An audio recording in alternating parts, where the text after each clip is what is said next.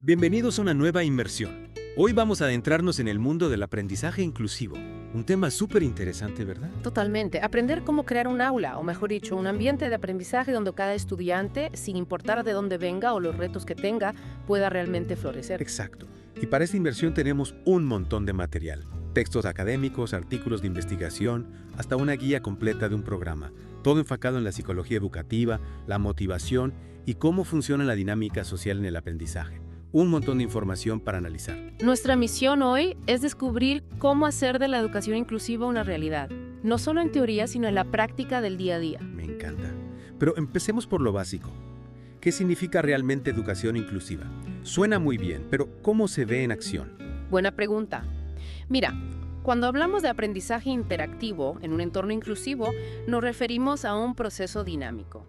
Profesores y estudiantes participando activamente, adaptándose a las necesidades de cada uno. O sea, no es solo el profesor dando una clase magistral, ¿no? Es un intercambio, una colaboración, asegurarse de que todos estén en la misma página. Exacto. Y la enseñanza adaptativa va de la mano con eso. Ser flexible, ajustar los métodos de enseñanza para que encajen con el estilo de aprendizaje y el ritmo de cada estudiante. Aquí es donde se pone interesante. Una de las ideas principales es que las características de un estudiante, sus fortalezas, debilidades, incluso su personalidad, no son fijas, Laura. Lo que vemos es que esas características son el resultado de la interacción entre los rasgos de la persona y su entorno. Naturaleza y crianza trabajando juntas. Tal cual. Y esto nos da poder, significa que aunque te cueste una materia, no estás atrapado. Tu entorno, cómo abordas un tema, incluso tu mentalidad, en eso es una gran diferencia. Me gusta eso. Le quita presión a la idea de ser malo en algo y abre la puerta al crecimiento. Y hablando de sentimientos, entremos en el panorama emocional del aprendizaje. Aquí entra el autoconcepto. Todos tenemos una imagen de nosotros mismos como aprendices y los comentarios de los demás la influencian mucho. Sobre todo los de los profesores, ¿verdad? Un comentario de un profesor puede marcar a un estudiante para siempre. Totalmente. Y aquí está la cosa. El autoconcepto y la autoestima están relacionados, pero no son lo mismo. La autoestima es mucho más frágil, sobre todo para los peques. Imagina un niño al que le dicen que es malo para las matemáticas. Esa etiqueta puede perseguirlo, afectar su confianza y que no quiera ni intentarlo. Una profecía autocumplida total. Piensan que son malos, evitan las matemáticas y no practican para mejorar. Un círculo vicioso. La investigación también habla de los yoes posibles. ¿Qué son exactamente? Los yoes posibles son los sueños y miedos que tenemos sobre quiénes podríamos llegar a ser. Pueden motivarnos o frenarnos. Entonces, si un estudiante se imagina como científico, esa visión puede alimentar su pasión por aprender. Claro, pero si temen fracasar, ese miedo los puede paralizar. Tiene sentido. Y toda esta charla sobre emociones nos lleva a la gran pregunta, la motivación. ¿Cómo logramos que los estudiantes se apasionen por aprender y no solo por una nota? Esa es la clave. Y la investigación aquí es fascinante. Los métodos tradicionales se basan en las recompensas, pero el trabajo de Deci y Ryan, su teoría de la autodeterminación, desafía eso. Lo que dicen es que esas recompensas, aunque funcionan a corto plazo, a la larga pueden dañar la motivación intrínseca. Especialmente cuando se sienten controladoras. Piénselo, ¿cómo te sientes cuando algo te apasiona de verdad, comparado con cuando lo hagas por un premio? Hay una diferencia enorme. Cuando algo me apasiona, me pierdo en ello. El tiempo vuela. Pero si solo pienso en la recompensa, es una tarea más. Exacto. El reto para los educadores, para todos los que queremos cultivar el amor por aprender, es aprovechar esa motivación intrínseca. La curiosidad natural, las ganas de explorar. Y eso nos lleva a la relación profesor-estudiante. Es mucho más que solo transmitir información, ¿verdad? Se trata de construir confianza, crear un espacio seguro para explorar. Totalmente. Y aquí es donde entran las expectativas del profesor.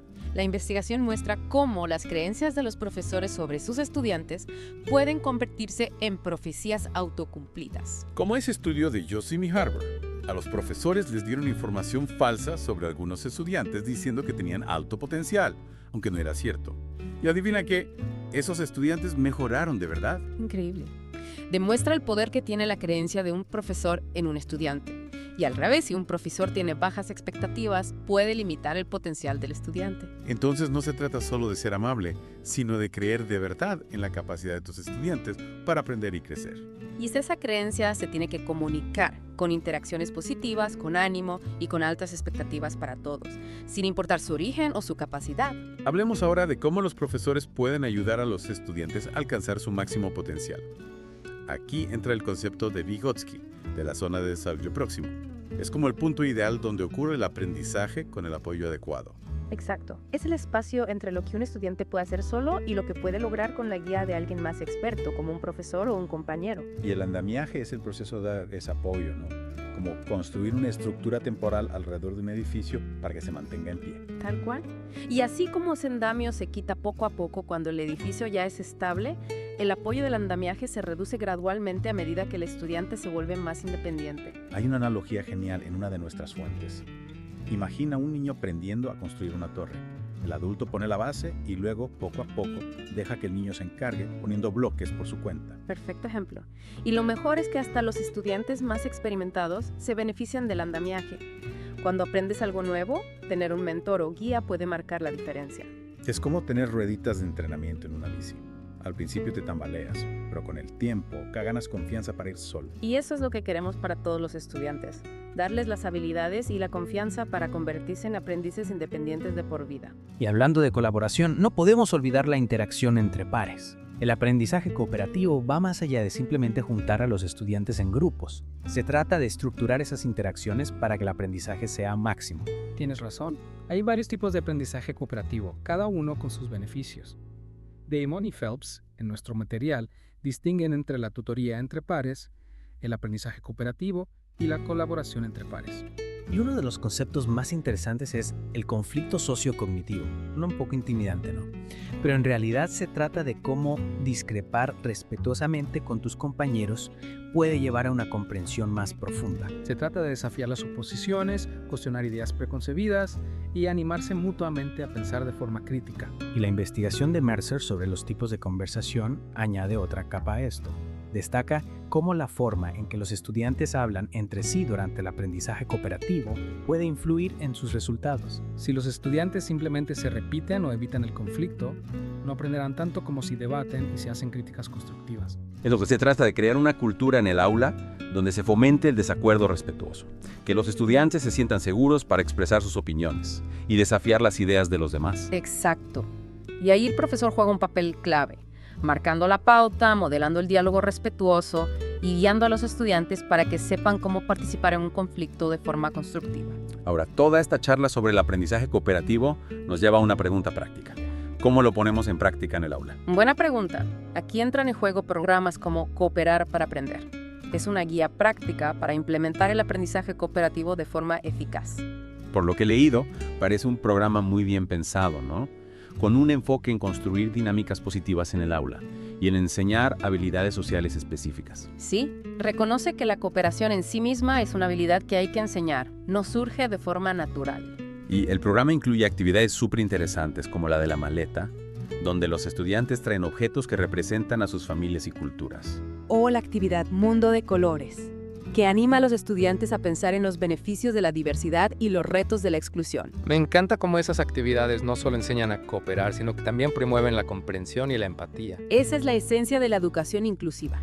Crear un entorno de aprendizaje donde todos se sientan valorados, respetados y apoyados. Totalmente de acuerdo. Se trata de reconocer las necesidades de cada estudiante y darles las herramientas y apoyo que necesitan para triunfar. Y es un viaje continuo, un proceso constante de reflexión, adaptación y crecimiento. Se trata de esforzarse por crear una experiencia de aprendizaje más justa e inclusiva para todos. Muy bien dicho. Hemos cubierto mucho en esta inmersión, desde las emociones en el aprendizaje hasta el poder de la cooperación. Y lo mejor es que todas estas ideas se pueden aplicar no solo en el aula, sino en cualquier entorno de aprendizaje. Cierto. Ya seas estudiante, profesor, padre o simplemente alguien apasionado por aprender, estos principios te pueden ayudar a crear una experiencia de aprendizaje más inclusiva y atractiva para ti y para los demás. Ahora, para cerrar esta primera parte de nuestra inmersión en el aprendizaje inclusivo, os dejamos con una pregunta para reflexionar. Hemos visto cómo las emociones, las relaciones, incluso las expectativas de los profesores, pueden marcar la diferencia en el camino de aprendizaje de un estudiante. La pregunta es, ¿qué puedes hacer tú, en tu vida o en tu trabajo, para crear un entorno de aprendizaje más inclusivo? Menuda pregunta. Una que todos deberíamos hacernos, ¿eh? Retomando esa idea de crear un ambiente de aprendizaje que apoye de verdad. Una de las fuentes habla de la importancia de entender cómo los estudiantes le dan sentido a sus experiencias. Sí. Esa idea de que aprender no se trata solo de absorber datos, sino de encontrarle significado y propósito a lo que aprendemos. Exacto. Y aquí es donde entran en juego cosas como el autoconcepto, la motivación y las relaciones. Claro, porque si un estudiante siente que no se le da bien aprender o no le encuentra sentido a lo que estudia, pues es menos probable que se enganche. Totalmente. Por eso, gran parte de crear un ambiente inclusivo se basa en ayudar a los estudiantes a conectar con el material a nivel personal. Que vean cómo se relaciona con sus vidas, con sus metas. Me intriga también la idea de la significatividad lógica. La mencionan en uno de los textos, ¿te acuerdas? ¿Qué significa exactamente? Suena un poco complicado, la verdad. Tranquila, es más sencillo de lo que parece. Habla de la coherencia lógica y la claridad del contenido. Básicamente, que la información tenga sentido, que esté bien estructurada, organizada, de forma que los estudiantes la puedan entender. O sea, no solo soltar un montón de datos, sino presentarlos de manera lógica y significativa. Como armar un rompecabezas donde cada pieza encaja. Esa es la idea. Y junto con la significatividad lógica, también está la significatividad psicológica. Esta se centra en si el material conecta con lo que los estudiantes ya saben y han vivido. Claro, si no pueden relacionar la información nueva con algo que ya conocen, es como si entrara por un oído y saliera por el otro. Tal cual. Por eso es tan importante que los profesores conozcan bien a sus estudiantes, que entiendan sus antecedentes, sus intereses, cómo aprenden mejor. Entonces hay que encontrar a los estudiantes donde están, sea intelectual y emocionalmente. Exactamente. Y ahí la enseñanza adaptativa es fundamental. Ser flexible, ajustar los métodos para cada estudiante. Una cosa que me impactó de la investigación es la idea de que los maestros deben ser conscientes de sus propios sesgos y expectativas. Súper importante. Todos tenemos sesgos conscientes e inconscientes y pueden afectar cómo interactuamos con los estudiantes y cómo vemos sus capacidades. Es como ese estudio que lo comentamos antes. Las expectativas del profesor influyeron en el desempeño de los estudiantes. Increíble cómo nuestras percepciones pueden afectar a otros. Totalmente. Como profesores tenemos que ser conscientes de nuestros sesgos, desafiar nuestras suposiciones y asegurarnos de tratar a todos los estudiantes de forma justa. Se trata de crear un aula donde todos se sientan valorados y respetados, donde cada estudiante tenga la oportunidad de brillar. Y eso no siempre es fácil, ¿eh? Requiere reflexión constante, desarrollo profesional y ganas de aprender y crecer. Ahora, tengo curiosidad por esa idea del esfuerzo como factor clave en el aprendizaje. Parece obvio, pero me llama la atención que la investigación no destaque tanto. Es fundamental. El esfuerzo es lo que impulsa el compromiso, la persistencia. Pero ojo, el esfuerzo debe estar bien dirigido. O sea, no se trata solo de trabajar duro por trabajar duro, sino de esforzarse en algo que se alinee con tus metas y valores. Exacto. Ahí es donde entra la motivación. Los estudiantes necesitan sentir que su esfuerzo vale la pena, que están progresando hacia algo que les importa. Y ahí el profesor vuelve a ser clave, ¿no? Ayudar a los estudiantes a conectar con el material, establecer metas desafiantes pero alcanzables y darles apoyo en el camino. Totalmente. Se trata de crear un entorno donde el esfuerzo se valore, donde se recompense, no solo con notas, sino con crecimiento personal y logros. Una de Fuentes habla de la importancia de las experiencias de aprendizaje auténticas. ¿Qué significa eso exactamente? Significa crear experiencias que sean relevantes para el mundo real, que conecten con los intereses de los estudiantes y les permitan aplicar sus conocimientos de forma significativa. O sea, no solo memorizar datos, sino usarlos para resolver problemas, crear algo nuevo o incluso cambiar el mundo. Exacto. Las experiencias auténticas pueden ser muy motivadoras porque dan a los estudiantes un sentido de propósito. Imagina un proyecto donde diseñan una solución para un problema de su comunidad. Eso sí que les da una razón poderosa para aprender. Esta investigación también habla de enseñar a los estudiantes a aprender, a ser aprendices autorregulados. Esa es una de las habilidades más valiosas que podemos darles. Los aprendices autorregulados pueden fijarse metas, monitorear su progreso, ajustar sus estrategias y mantenerse motivados incluso cuando las cosas se ponen difíciles. ¿Y cómo se enseña eso? Parece algo complejo de enseñar directamente. Es un proceso, pero se puede hacer.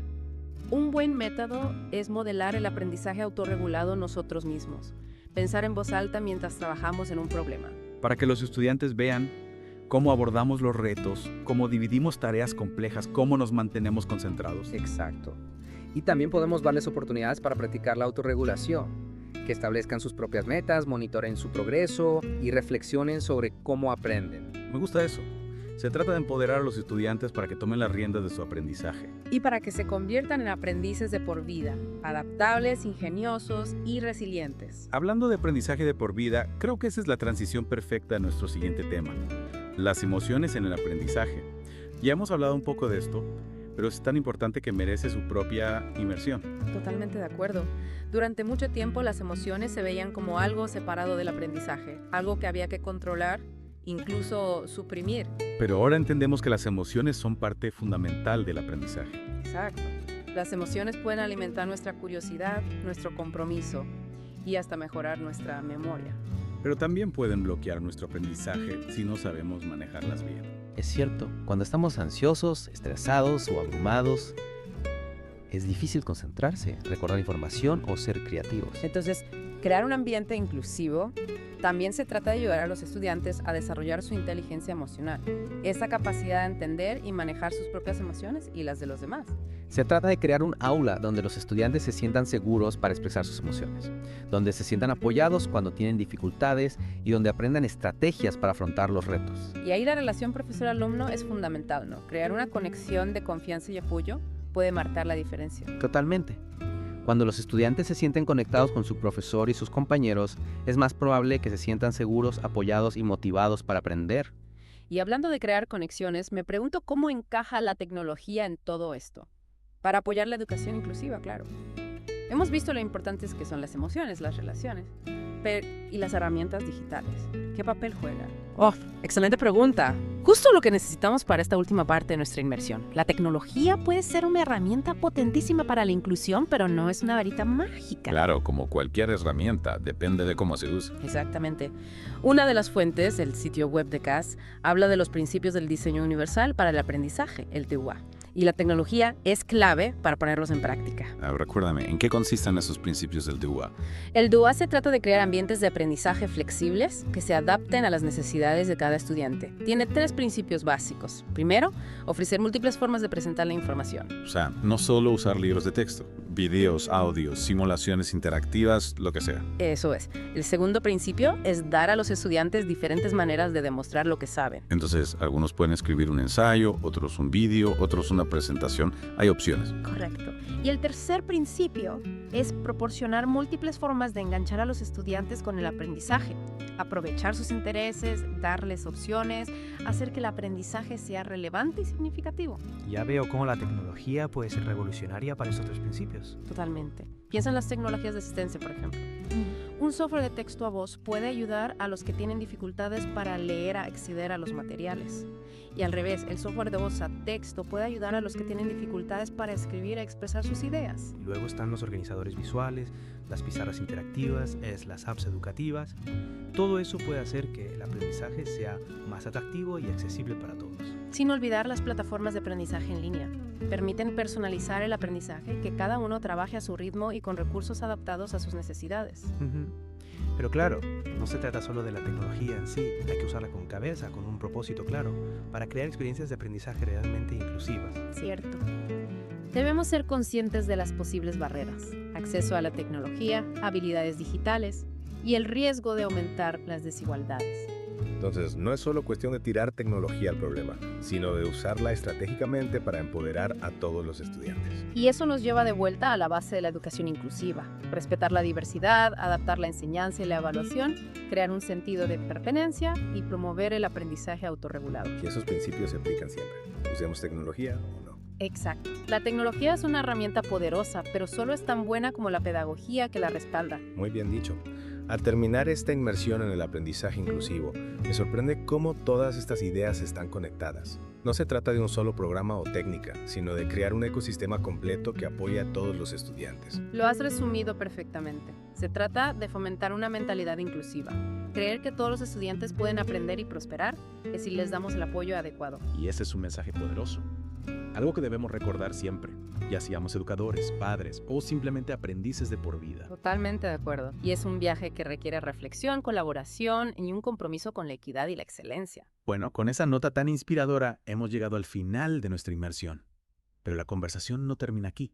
Os animamos a seguir explorando estas ideas, compartirlas y a crear ambientes de aprendizaje más inclusivos en vuestros propios ámbitos. Gracias por acompañarnos en este viaje. Hasta la próxima y a seguir aprendiendo, creciendo y marcando la diferencia.